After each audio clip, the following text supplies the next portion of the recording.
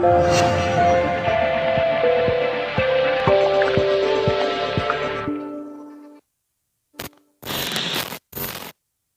semuanya, pada kesempatan kali ini saya akan mengajak kita untuk menyaksikan argumen dari Ustadz Yahya Waloni dan Pendeta Esra Soru mengenai Juru Selamat.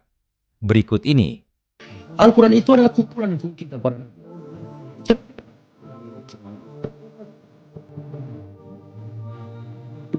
gitu.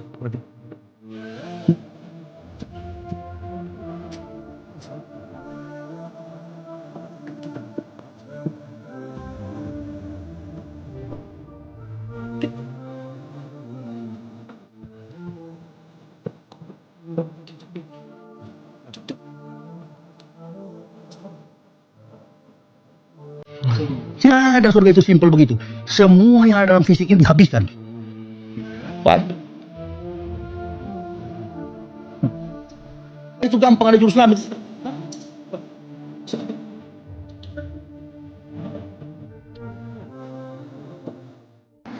Banyak orang agama lain yang tidak mau percaya atau tidak mau menerima kebenaran bahwa Yesus itu adalah satu-satunya juru selamat. Banyak orang Kristen percaya itu. Walaupun ada juga yang tidak percaya. Tapi mayoritas orang Kristen percaya Yesus satu-satunya jalan keselamatan. Tapi seringkali terjadi adalah mereka tidak mengerti mengapa sampai Yesus bisa menjadi satu-satunya juru selamat dunia atau satu-satunya jalan keselamatan. Nah, karena itu pada kesempatan ini saya akan menjelaskan mengapa sampai Yesus itu menjadi satu-satunya juru selamat. Nah, kita semua ini adalah orang berdosa. Dan sebagai orang berdosa, kita semua berada pada atau di bawah murka Allah. Kita semua harus menerima hukuman dari Allah. Mengapa sampai harus dihukum? Karena Allah itu adalah Allah yang adil. Allah adalah Allah yang adil yang tidak mungkin tidak menghukum orang berdosa. Di dunia ini, hakim bisa saja menghukum yang tidak bersalah dan tidak menghukum yang salah. Tapi Tuhan tidak bisa seperti itu. Orang yang bersalah harus dihukum, orang berdosa harus dihukum. Dan karena semua manusia adalah orang berdosa, maka semua manusia memang harus dihukum oleh Allah. Jikalau Allah tidak menghukum manusia berdosa, Allahnya menjadi Allah yang tidak adil.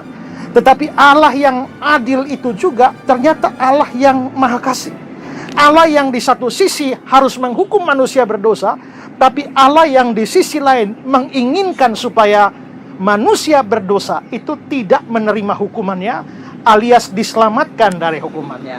Nah, sepertinya ada ketegangan di dalam diri Allah. Di satu sisi ada keadilannya yang menuntut penghukuman, tetapi di sisi lain ada kasihnya yang membebaskan manusia dari hukuman itu. Nah, bagaimana sehingga kasih Allah bisa berjalan sekaligus keadilan Allah bisa berjalan? Bagaimana Allah tetap menghukum tetapi manusia berdosa tidak kena hukuman? Nah, solusi terhadap hal ini itu hanya satu, yaitu harus ada yang mau mengganti posisi manusia. Harus ada yang berdiri di posisi manusia dan dia harus menerima penghukuman dari Allah. Mengganti manusia berdosa. Sehingga manusianya tidak jadi dihukum, tapi pengganti itu yang dihukum. Nah, tetapi tidak sembarang orang bisa menjadi pengganti. Tidak sembarang orang bisa menjadi juru selamat bagi manusia berdosa itu. Nah, syarat untuk menjadi juru selamat atau syarat untuk menjadi pengganti manusia berdosa, yang pertama adalah dia harus manusia. Mengapa dia harus manusia? Karena yang berdosa adalah manusia. Karena yang berbuat dosa adalah manusia, bukan malaikat, bukan binatang, bukan tumbuh-tumbuhan. Dan karenanya maka harus penggantinya adalah manusia. Kedua adalah pengganti itu tidak boleh melakukan dosa sedikit pun. Atau dengan kata lain, dia tidak boleh berdosa satu pun tidak boleh. Kenapa? Karena dengan satu dosa saja, seseorang sudah layak masuk neraka. Dengan satu dosa saja, seseorang sudah layak dihukum oleh Allah. Ingat, upah dosa ialah maut. Bukan upah dosa-dosa atau upah banyak dosa adalah maut. Upah dosa bentuk tunggal. Satu dosa saja, orang sudah harus mengalami penghukuman Allah. Karena itu, Kalau sang juru selamatnya atau penggantinya itu bikin satu dosa saja, dia menjadi tidak layak menjadi juru selamat atau menjadi pengganti, karena dia akan dihukum juga, tapi dihukum karena dosa satunya itu. Supaya dia bisa mengganti hukuman dosa kita, maka dia harus adalah menanggung hukuman kita, tidak boleh menanggung hukumannya sendiri. Kalau dia berdosa, dia harus dihukum karena dosanya atau karena hukuman dia sendiri. Karena itu maka juru selamat ini harus suci sempurna, tidak boleh ada satu dosa. Itu dua syarat bagi pengganti atau penebus dosa. Nah, sekarang kita melihat siapa yang layak untuk memenuhi persyaratan ini. Nomor satu manusia, nomor dua tidak boleh berdosa. Itu dua syarat. Nah, kalau kita mencari di seluruh dunia ini, kita akan menemukan ada begitu banyak yang bisa memenuhi syarat pertama. Karena seluruh manusia adalah manusia. Karena itu maka syarat pertama bisa dipenuhi oleh setiap orang, yaitu manusia. Tapi syarat yang kedua, yaitu harus tidak berdosa satupun. Tidak ada manusia yang bisa memenuhi persyaratan ini. Semua manusia bukan hanya berdosa, tapi banyak dosanya, selalu berdosa. Dan karenanya tak mungkin bisa jadi pengganti. Justru manusia butuh diganti. Tak mungkin jadi penebus, justru mereka yang harus ditebus. Karena itu maka tidak dapat di dunia ini. Di sini ada banyak manusia, tapi tidak ada yang tidak berdosa. Nah, lalu di sini kita mulai beralih, coba mencari di atas, di surga sana. Di surga sana kita bertemu dengan Allah. Allah itu adalah Allah yang suci. Allah itu adalah Allah yang kudus, tidak berdosa satupun. Tapi persoalannya, Allahnya bukan manusia. Syarat kedua terpenuhi, syarat pertama tidak. Di sini ada manusia tapi berdosa. Di sana ada yang tidak berdosa tapi bukan manusia. Jadi bagaimana? Bagaimana caranya menghasilkan seorang manusia yang tanpa dosa sama sekali? Dia harus manusia, dia harus tanpa dosa. Maka di sini kekristenan mengajarkan bahwa Allah lah yang mengorbankan dirinya sendiri. Ya, kita percaya Allah Tritunggal, Bapa, Anak, dan Roh Kudus, dan pribadi kedua dari Allah Tritunggal yang adalah Allah itu juga datang ke dalam dunia. Dia harus manusia. Kalau tahu-tahu dia turun dari langit, itu dia bukan manusia. Dia manusia jadi-jadian. Dia keluar dari batu, keluar dari pohon, itu dia diragukan kemanusiaannya. Supaya dia betul-betul manusia, dia harus lahir dari seorang manusia. Itulah sebabnya dia perlu lahir dari Bunda Maria atau dari perawan Maria, sehingga dia betul-betul adalah seorang manusia. Tapi pada waktu dia menjadi seorang manusia, dia tidak boleh berdosa. Sebagai manusia, dia tentu akan berdosa. Tetapi dia tidak boleh berdosa. Maka kalau dia berhenti jadi Allah, Allahnya berubah jadi manusia, maka dia akan berhenti jadi Allah. Maka dia akan berdosa seperti kita, seperti saudara dan saya. Nah, karena itu supaya dia tetap suci, tidak berdosa, dia pada waktu jadi manusia tidak boleh stop jadi Allah. Dan memang Allah mempunyai sifat tak berubah. Karena itu maka dia lahir dari Maria, dia betul-betul manusia. Tapi karena dia tidak kehilangan kealahannya, karena itu adalah salah kalau mengatakan Allah berubah jadi manusia. Allah tidak pernah berubah jadi manusia. Allah menjelma menjadi manusia. Dia tetap Allah. Pada waktu dia tetap Allah, maka sifat kekudusannya itu tetap ada. Sifat kesuciannya tetap ada. Sehingga Allah kan tidak bisa berdosa. Maka dia menjadi seorang manusia, dan karena dia tetap Allah, maka dia sama sekali tidak berdosa. Itu berarti bahwa sekarang telah muncul satu manusia yang tidak berdosa. Namanya siapa? Namanya Yesus Kristus. Kalau begitu, Yesus Kristus adalah satu-satunya manusia yang layak atau memenuhi syarat menjadi pengganti manusia berdosa, atau menjadi juru selamat dari manusia berdosa. Karena sekarang sudah ada pengganti, yaitu Yesus Kristus, maka dia harus menerima hukuman Allah, murka Allah atas orang berdosa. Dan murka Allah itu dinyatakan di atas kayu salib. Sehingga Yesus akhirnya mati dibunuh di atas kayu salib. Dan dengan mati dibunuh artinya dia menjadi pengganti manusia berdosa. Dia menjadi juru selamat manusia berdosa. Dialah yang menanggung hukuman dari Sang Bapa untuk orang berdosa. Tapi karena dia sudah menanggung hukuman dan Bapa telah melaksanakan hukuman itu, murka kepada orang berdosa sampai selesai, nyata lewat kata-kata dia, sudah selesai atau sudah genap, maka dosa manusia telah dibayar lunas. Nah, sekarang siapa yang mau percaya kepada Yesus, dia ditebus atau dia dosanya dibayar oleh Kristus. Tapi kalau yang tidak percaya, artinya dia mau menyelamatkan diri sendiri. Menolak Yesus artinya menolak satu-satunya juru selamat, dan dia harus tetap berhadapan dengan penghakiman Allah.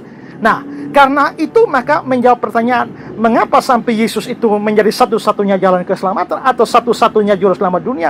Karena dialah satu-satunya orang yang bisa memenuhi persyaratan itu. Selain itu tidak ada. Tidak ada pemimpin agama manapun, tidak ada tokoh agama manapun, pendiri agama manapun yang bisa memenuhi dua syarat.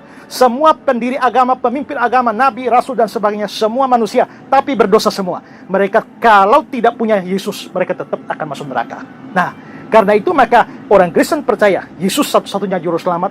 Dengan percaya kepada Dia sebagai juru selamat dan sebagai Tuhan, seluruh dosa kita itu telah ditanggungnya, dan karenanya tidak ada dosa yang bisa dihukumkan kepada orang percaya, dan karenanya orang percaya pasti akan selamat.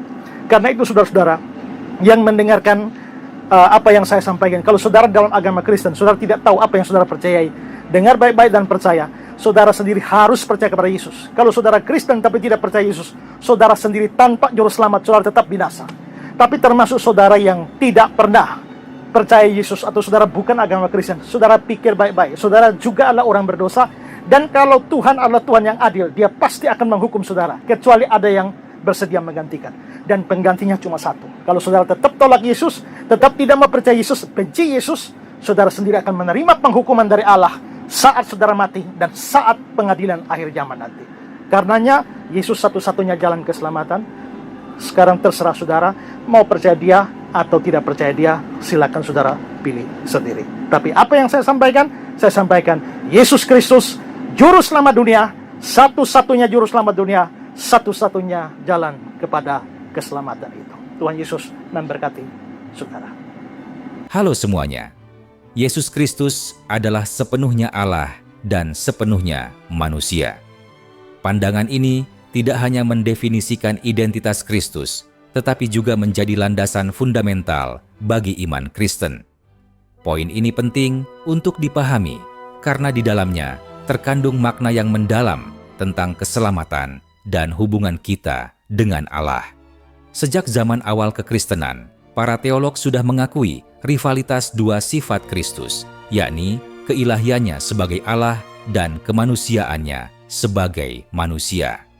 Dalam Injil, kita melihat berbagai pernyataan yang menegaskan bahwa Yesus bukan hanya seorang nabi atau guru, tetapi Dia adalah Allah yang mengambil bentuk manusia. Dalam Yohanes 1 ayat 14 dikatakan, Firman itu telah menjadi daging dan diam di antara kita. Ini menunjukkan realitas bahwa Allah sendiri hadir di tengah-tengah kita dalam rupa yang dapat dilihat dan dikenal. Pentingnya pengakuan akan dua sifat ini tidak bisa dipandang remeh. Penyelamatan manusia dari dosa dan kematian tidak bisa dipisahkan dari fakta bahwa Yesus yang dirinya sebagai pendamaian adalah Allah yang suci. Hanya Allah yang mampu menanggung hukuman dosa secara sempurna. Dan itulah sebabnya kemanusiaan Kristus memberikan kapasitas untuk mewakili kita. Teologi Reformed mengajarkan bahwa tanpa pengakuan ini, pemahaman tentang keselamatan menjadi timpang dan salah arah. Ketika Yesus menjalani hidupnya di bumi, Ia mengalami segala tuntutan dan kesulitan yang dihadapi manusia. Hebatnya, walaupun dalam kemanusiaannya, Dia tetap tanpa dosa. Hal ini memperkuat ajaran Reformed bahwa Kristus tidak hanya datang untuk menjadi contoh bagi kita, tetapi untuk memenuhi tuntutan hukum Allah yang tidak bisa dipenuhi oleh umat manusia. Dengan hadir sebagai manusia, Yesus mampu berhubungan secara langsung dengan kita dan menawarkan penebusan yang tulus. Dalam konteks dunia yang seringkali mengalami kesengsaraan, kekacauan, dan kejahatan, penting untuk memahami bahwa Yesus tidak hanya datang dengan janji keselamatan di akhir waktu, tetapi juga membawa harapan dalam setiap aspek kehidupan kita saat ini. Dalam realitas kehidupan sehari-hari, kita dapat menemukan ketenangan dalam pengetahuan bahwa Allah yang kita sembah sangat memahami perjuangan kita karena Dia telah mengalaminya sendiri. di era modern ini, tantangan terhadap pengakuan iman yang benar semakin meningkat. Kita melihat banyak ideologi dan pemikiran yang mencoba mereduksi siapa Yesus sebenarnya. Oleh karena itu, penting bagi gereja dan individu Kristen untuk dengan tegas menjelaskan dan mengajarkan tentang keilahian dan kemanusiaan Kristus. Kita perlu memperkuat pemahaman teologis kita tentang Kristus agar tidak mudah goyah akan ajaran sesat yang beredar. Sebagai solusinya, gereja perlu mengedukasi jemaat dengan ajaran yang kuat dan mendalam. Seminar, diskusi kelompok kecil, dan pengajaran di dalam komunitas gereja dapat menjadi sarana untuk menanamkan pemahaman ini. Dengan cara ini, kita tidak hanya merayakan kehadiran Kristus, tetapi juga memfasilitasi pertumbuhan iman yang kokoh di dalam pengenalan yang benar akan siapa Dia.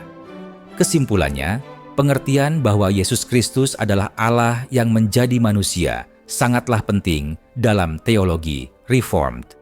Ini merupakan fondasi dari iman Kristen yang menawarkan harapan dan penebusan kepada umat manusia, sekaligus memanggil kita untuk hidup dalam pengertian yang lebih dalam akan kasih dan kedaulatannya. Sampai jumpa pada video-video selanjutnya.